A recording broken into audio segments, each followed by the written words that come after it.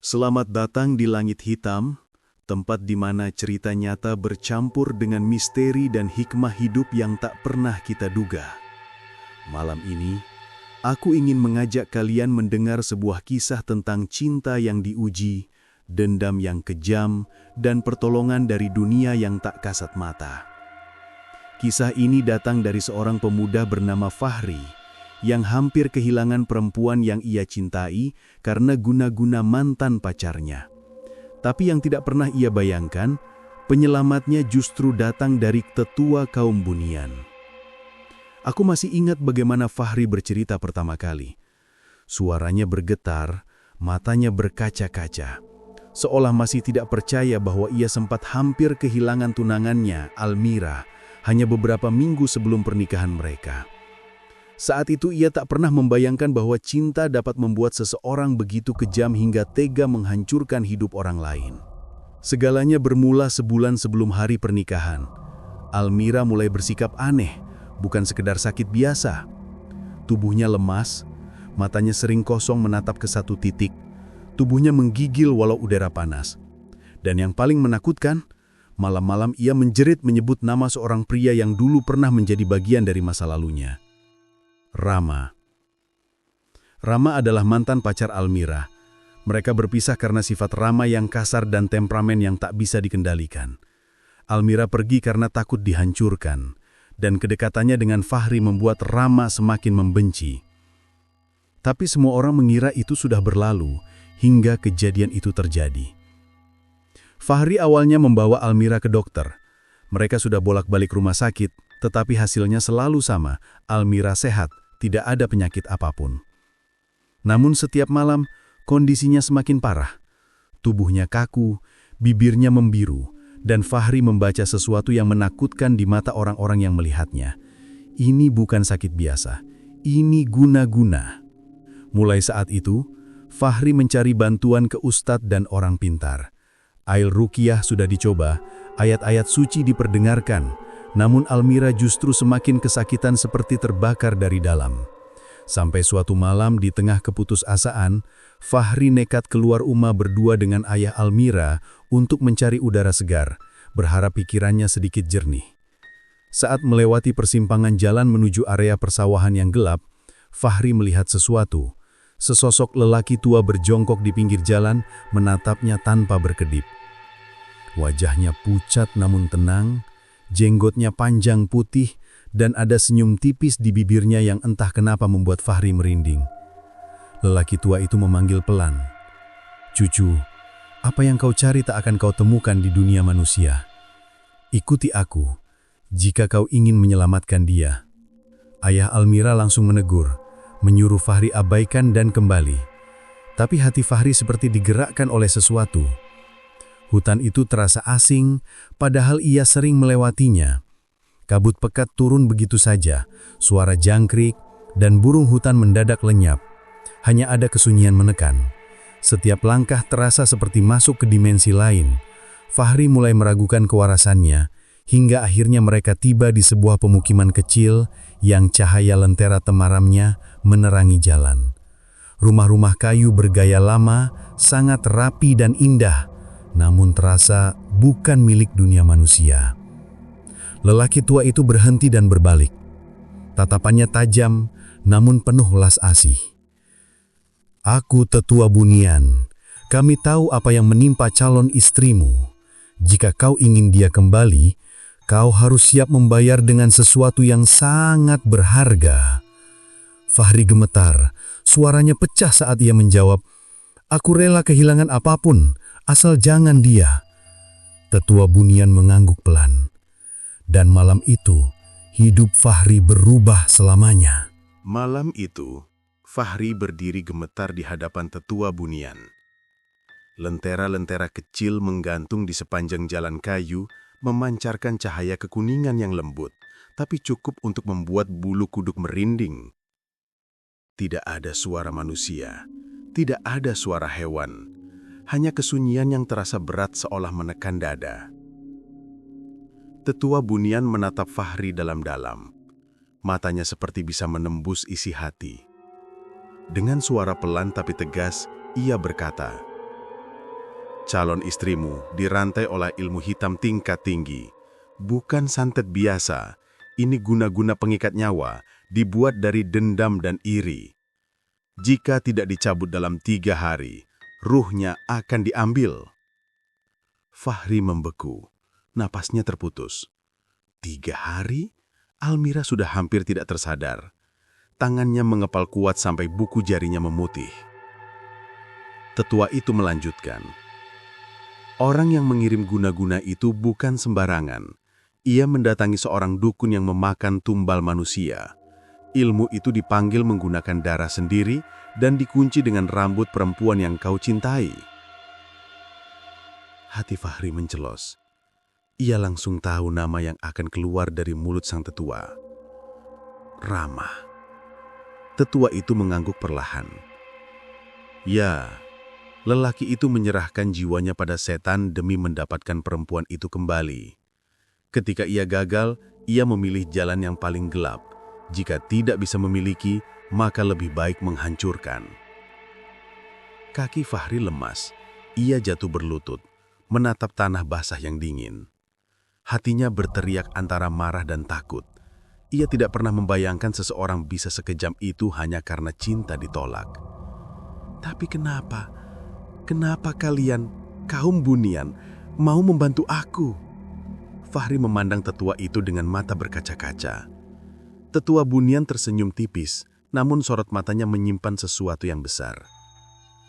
Karena Almira punya hubungan takdir dengan kami. Fahri terpaku. Ia tidak mengerti.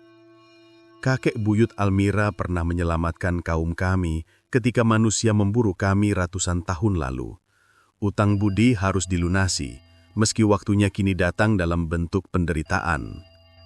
Malam itu, tetua Bunian mengajak Fahri masuk ke sebuah rumah kayu sederhana. Di dalamnya hanya ada tikar, guci air, dan dupa harum yang membuat ruangan terasa seperti surga sekaligus neraka. Di tengah ruangan terdapat wadah batu berbentuk mangkuk besar berisi air bening yang memantulkan cahaya aneh, seakan berdenyut seperti jantung. Duduk, lihat permukaan air ini. Aku akan tunjukkan apa yang sebenarnya terjadi pada Almira. Fahri menatap air itu. Dalam hitungan detik, permukaannya berputar seperti pusaran angin. Cahaya merah muncul di tengah putaran, memantulkan bayangan seseorang yang tak asing. Fahri melihat Almira di dalam kamar rumahnya. Rambutnya kusut, matanya memerah. Tubuhnya terikat tali hitam yang tampak seperti akar hidup. Ia menjerit kesakitan, tapi suaranya tidak terdengar seperti terperangkap di ruang hampa. Lalu muncul sosok lain. Rama, dengan wajah pucat, matanya merah menyala seperti hewan buas. Di tangannya ada boneka kain berlumuran darah dengan lilitan benang hitam dan jarum-jarum panjang menancap di kepala dan dada.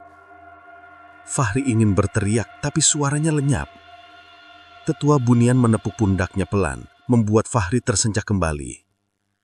Dia tidak bisa disembuhkan oleh manusia lagi. Ilmu ini hanya bisa dicabut oleh tangan kami, tapi syaratnya berat. Jika kau menyetujuinya, kau bisa kehilangan sesuatu yang lebih besar daripada nyawamu sendiri. Fahri menatap mata sang tetua. Tanpa ragu, ia berkata dengan suara parau, "Aku siap, selama Almira bisa hidup." Tetua Bunian mengangguk pelan. "Jika begitu, persiapan akan dimulai besok malam. Itu adalah malam terakhir sebelum kutukan itu menjadi kekal." Fahri merasakan hawa dingin menembus bulangnya. Dan dari luar terdengar suara gong bertalu keras, bergema seperti 1000 gema jauh di pegunungan. Suara itu terasa seperti pertanda bahwa sesuatu yang besar sudah dimulai. Malam ini, kau akan bertemu orang yang akan menuntunmu dalam ritual. Dia adalah orang yang tak pernah lagi terlihat oleh manusia sejak 100 tahun lalu. Fahri menelan ludah. Jantungnya berdetak kencang, seperti akan meledak. Pintu rumah kayu terbuka perlahan, berderit panjang. Angin dingin menyeruak masuk, dan dari balik kegelapan, muncullah sesosok tinggi berjubah putih, wajahnya tertutup seluruhnya. Suara berat dan dalam menyapa, "Kau siap menyerahkan segalanya demi cinta?" Terima kasih sudah tetap mendengarkan kisah ini bersama Langit Hitam.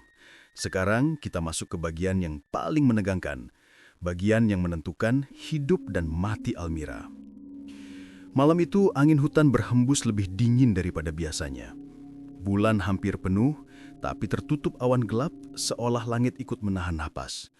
Fahri berdiri di tengah lapangan kecil di pemukiman Bunian itu bersama sosok berjubah putih yang baru saja muncul. Wajah sosok itu masih tertutup. Tidak ada yang bisa dilihat kecuali mata yang bercahaya lembut, bukan seperti manusia, tetapi hangat, menenangkan, dan membuat Fahri seakan lupa rasa takutnya. "Namaku Samsyir," ujarnya dengan suara berat namun tenang. "Aku adalah penjaga pintu takdir. Sudah 100 tahun aku tidak berurusan lagi dengan manusia." Fahri menunduk hormat, mencoba menahan gemetar.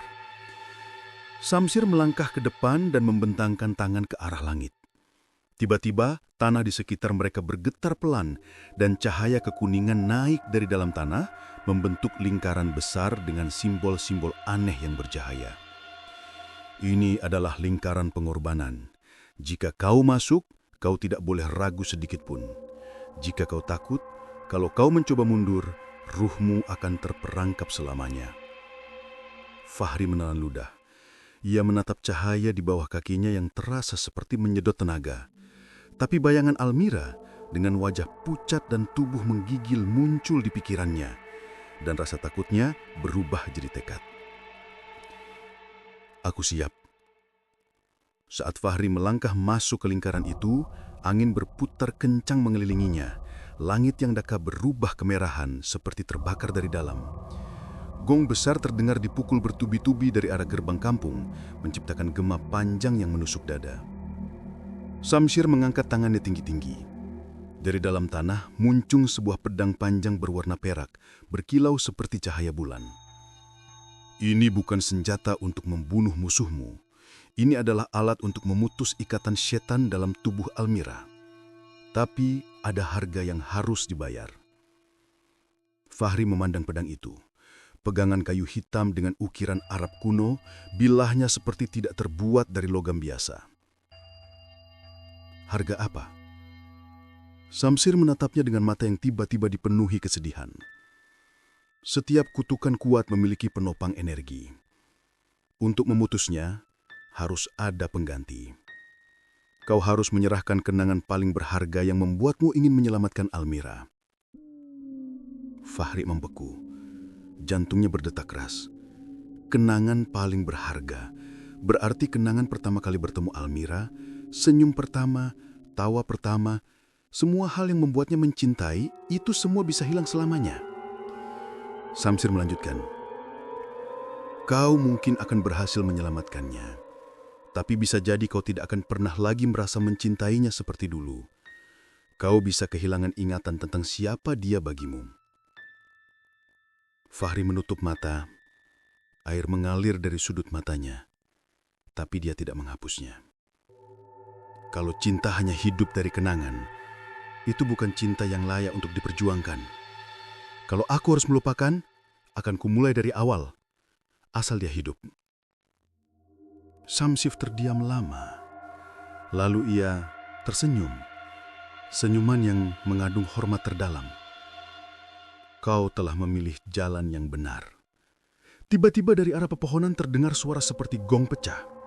Awan merah terbuka dan cahaya hitam keluar, seperti asap pekat yang hidup dan bergerak sendiri. Suara perempuan menjerit memecah malam. Suara Almira.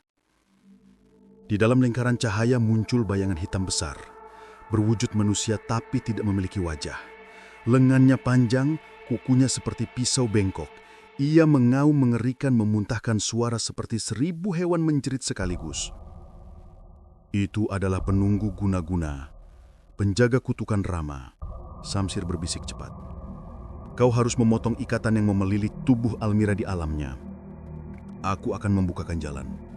Bersiaplah." Samsyir menancapkan pedang perak ke tanah. Lingkaran cahaya meledak ke atas seperti tiang panas. Fahri merasa tubuhnya ditarik kuat seperti masuk ke pusaran air jaksa. Dalam sekejap, ia terpental ke dimensi gelap. Ia berdiri di sebuah ruangan kosong gelap gulita. Hanya ada satu cahaya redup di tengahnya. Di sana, Almira terbaring. Tubuhnya dibalut helai-helai hitam seperti tali hidup yang berdenyut menjerat leher dan dadanya. Wajahnya pucat, bibirnya membiru. Di atasnya, sosok hitam penjaga kutukan berdiri melayang, menatap Fahri dengan mata merah menyala. Suara berat menggema memenuhi kegelapan. Jika dia kembali hidup, kau harus mati. Fahri menatap makhluk itu tanpa mundur. Kalau itu harga yang harus kubayar, aku rela. Dan ia meraih pedang perak yang tiba-tiba muncul di tangannya. Sinar putihnya memantul tajam menembus gelap yang menesahkan. Di detik itulah, makhluk hitam mengaum keras dan menerjang Fahri. Begitu makhluk itu menerjang, suara seperti ribuan tulang patah bergema di ruang gelap itu. Fahri tersentak mundur, pedang perak di tangannya bergetar seolah hidup. Setiap langkah makhluk itu menimbulkan gelombang energi dingin yang menembus ke tulang. Makhluk itu bukan hanya menakutkan secara fisik, tapi aura bencinya terasa seperti ingin memakan ruh Fahri hidup-hidup. Kau bukan tandinganku manusia, cintamu hanyalah kelemahan. Suara makhluk itu bergema bagikan teriakan dari dasar neraka. Fahri menggenggam pedang lebih kuat, meski tangannya gemetar hebat. Cinta bukan kelemahan, cinta adalah alasan aku masih berdiri. Makhluk hitam itu menghantam Fahri dengan tangan panjang seperti cambuk baja. Tubuh Fahri terlempar jauh, membentur dinding gelap yang terasa seperti batu dingin. Pandangannya berkunang-kunang, darah mengalir dari bibir. Tapi ketika ia hampir terjatuh, ia melihat sosok Almira, berusaha mengangkat tangan yang terikat itu, walau ia nyaris tidak sadarkan diri. Mata Almira penuh air, tapi ada satu hal yang membuat Fahri bangun lagi. Pandangan itu meminta tolong. Dan dalam kondisi paling lemah, suara lirih Almira terdengar seperti gema jauh. "Jangan menyerah. Aku percaya padamu." Kalimat itu menghantam dada Fahri lebih kuat dari tebasan apapun. Fahri bangkit, meski kaki goyah dan nafas memburu. Ia mengangkat pedang setinggi dada dan berteriak, bukan karena marah, tapi karena tidak punya pilihan selain bertahan hidup. Makhluk kutukan itu kembali melompat. Bentuk tubuhnya berubah menjadi asap hitam tebal, mengelilingi Fahri seperti kabut beracun. Suara-suara bisikan menembus kepalanya. "Almira akan mati. Kau tidak pantas memilikinya. Dia milik Rama. Dia milik kami." Untuk beberapa detik, Fahri merasa kehilangan kendali. Pedang di tangannya hampir terjatuh. Denyut jantung melambat, seolah pikirannya ditarik ke dalam jurang gelap tak berujung. Tapi tepat pada puncak kelemahan itu, ledakan cahaya putih muncul di belakangnya. Suara lantang samsir mengguncangkan seluruh dimensi gelap itu. "Jangan biarkan setan menguasai pikiranmu. Tuhan bersama mereka yang bertahan dalam kebenaran." Cahaya itu membakar kabut hitam, dan makhluk kutukan menjerit keras seperti terbakar. Fahri memanfaatkan momen itu. Ia berlari sekuat tenaga menuju Almira. Ia mengangkat pedang dan menebas lilitan hitam pertama di dadanya. Saat bilah memotong ikatan itu, suara seperti logam pecah bergema keras. Namun tiba-tiba, makhluk hitam itu berubah bentuk menjadi sosok laki-laki menyerupai manusia. Berwajah pucat, mata merah, rahang menganga sampai ke telinga. "Berhenti, dia milikku. Aku diberi kekuasaan untuk menghabisinya." Fahri menatap tajam. "Kau siapa sebenarnya?" Makhluk itu tersenyum keji. "Aku adalah Rama, wujud asliku." Fahri terdiam, jantungnya membeku. Rama, lelaki yang dulu Almira tinggalkan karena kasar dan cemburu buta. Lelaki yang bersumpah akan menghancurkan hidupnya. Ternyata ia bukan hanya memakai dukun, ia membuat perjanjian dengan jin hitam. Rama mengangkat tangannya dan tubuh Fahri terangkat ke udara seperti boneka. Hembusan nafas hitam dari mulut Rama menuju dada Fahri sampai ia hampir kehabisan nafas. "Kalau aku tidak bisa memilikinya, tidak ada yang boleh memilikinya." Di detik hampir mati itu, Fahri melihat sesuatu jatuh dari kantong bajunya. Foto kecil dirinya bersama Almira saat awal bertunangan. Senyum Almira di foto itu seperti memanggilnya kembali. Dan dengan tenaga terakhir yang ia punya, ia menggenggam pedang, mengarahkan mata ke Rama dan berteriak, "Aku memilih mencintainya, bahkan kalau aku harus mati untuk itu." Ia menebas ke arah ikatan terakhir di tubuh Almira, bilah berkilau meledak seperti petir putih. Cahaya kuat menyelimuti mereka bertiga. Jeritan Rama pecah, menggema ribuan kali sampai akhirnya terputus mendadak seperti lilin padam. Seluruh ruangan bergetar hebat, bayangan hitam terserap ke udara seperti hisapan besar, lalu menghilang sepenuhnya. Ketika cahaya mereda, Almira terbaring bebas tanpa ikatan. Nafasnya kembali stabil. Fahri jatuh berlutut, tubuhnya bergetar hebat. Pedang di tangannya pecah menjadi debu bercahaya. Dan saat ia membuka mata, Almira berdiri tepat di depannya, menatap tepat ke dalam matanya. Tapi Fahri menatapnya tanpa ekspresi, tanpa air mata, tanpa kehangatan. Karena semua kenangan tentang cinta mereka benar-benar hilang. Malam itu terasa seperti malam paling panjang dalam hidupku. Rumah kecil peninggalan ayah di tepi kampung berubah menjadi tempat yang dipenuhi aura gelap dan dingin. Hawa di sekeliling terasa berat, seperti ada sesuatu yang meremas udara. Di pangkuanku, Almira terbaring lemah. Wajahnya pucat membiru, bibirnya kering, tubuhnya dingin seperti mayat. Namun dadanya masih naik turun pelan, tanda bahwa ia belum menyerah. Tetua Bunian berdiri tepat di depan kami. Ia tampak lebih serius dari sebelumnya. Sorot matanya tajam menembus kegelapan. Jubah putihnya berkibar pelan meski tak ada angin. "Fahri, kita berada di ujungnya," ucapnya dengan suara bergetar namun mantap.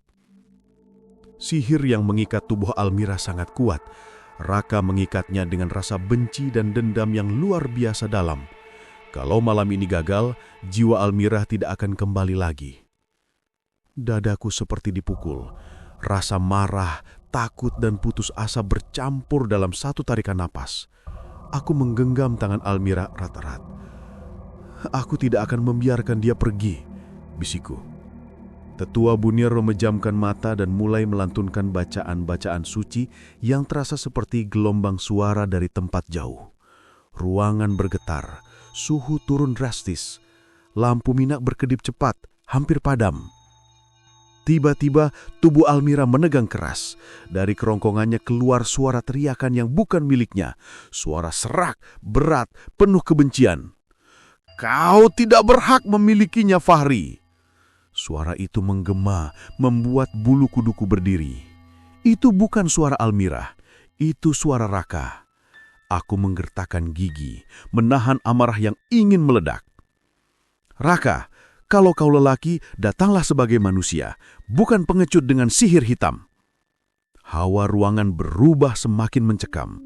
Bayangan hitam muncul di belakang tubuh Almira, membentuk sosok tinggi dengan wajah kabur, tapi aku tahu itu representasi jin yang dikendalikan Raka.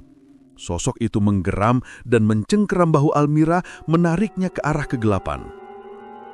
Tetua Bunian menunjuk ke arah bayangan itu. "Ini saatnya, Fahri. Kau harus memanggil jiwa Almira dengan ketulusan. Kalau hatimu ragu, dia akan hilang." Tanganku menggenggam wajah Almira, menatap kedua matanya yang separuh terbuka seperti kosong. "Mira, aku di sini. Ingat semua yang kita lalui. Ingat janji kita untuk menikah. Jangan pergi. Aku mencintaimu." Sekejap, tubuhnya bergetar semakin kuat. Bayangan hitam di belakangnya menjerit seperti terbakar. Tetua Bunian mengangkat tongkat kayunya tinggi-tinggi dan menghantam lantai. Duar! Cahaya putih menyapu ruangan seperti kilat, menyeret bayangan hitam itu ke pojok ruangan. Di saat yang sama, pintu depan rumah terbuka dengan sangat keras. Raka muncul, wajahnya pucat, matanya merah, marah, dan gila.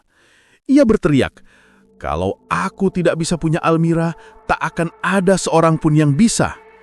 Ia mencoba melangkah maju, tapi tiba-tiba tubuhnya terhentak ke belakang seolah dihantam sesuatu yang tak terlihat.